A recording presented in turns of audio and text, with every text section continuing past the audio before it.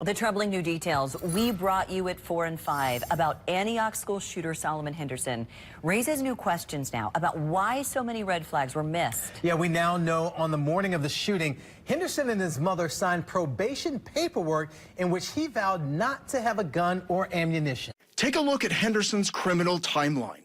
On November 6, 2023, he was arrested, charged with 2 felonies for sexual exploitation of a minor. Court records show he was in possession of child pornography and distributed the materials. The next day, November 7th, he was released to his mother and ordered to have no access to the internet. Yet we know that he posted several troubling messages online. On April 10th, 2024, the case was essentially dropped as he entered treatment at a mental health facility. Just 6 months later, on October 25th, 2024, he was arrested again, this time charged with bringing a weapon to school, a box cutter. He was charged with attempted reckless endangerment after threatening to cut a student at Antioch High School. On January 8th, 2025, he was granted judicial diversion, essentially steering him towards community-based services instead of incarceration. On the morning of January 22nd, 2025, he and his mother both signed paperwork stating he was not to have access to guns or ammunition. Later that day, Henderson opened fire at the cafeteria of Antioch High School, killing Jocelyn Correa Escalante. It's the first 4 words of a more than 288-page diary, but it sets the tone for everything you read after. Those words, quote, "I'm burning with hate."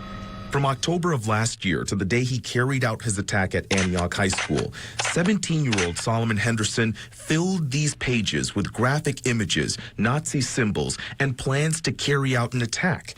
Henderson obsessed over mass killers around the world and declared that he, too, intends on doing something to kill at least 10 people. But how does this young man go from active high school student to active shooter? Henderson, by his own admission, fought with his parents and even wrote in his diary about killing them at one point.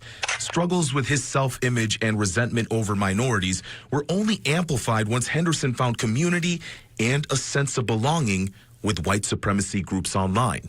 Henderson often wrote things like, quote, "I wish I was white. Self-hating N-word award goes to," with a picture of his eyes. Another photo appeared to show Henderson in whiteface, but all while this self-hatred is happening, Henderson continues to plan out his attack. He details instructions on how to make bombs and even bought supplies. He then wrote that it made sense to attack during lunch and specifically made note of days when he expected there to be more people of color around. Just days before the shooting, Henderson began to spiral. He wrote, "I'm slipping," and talked about being nervous, scared, and excited at the same time. Henderson posted a final selfie with the caption, "4 hours to go."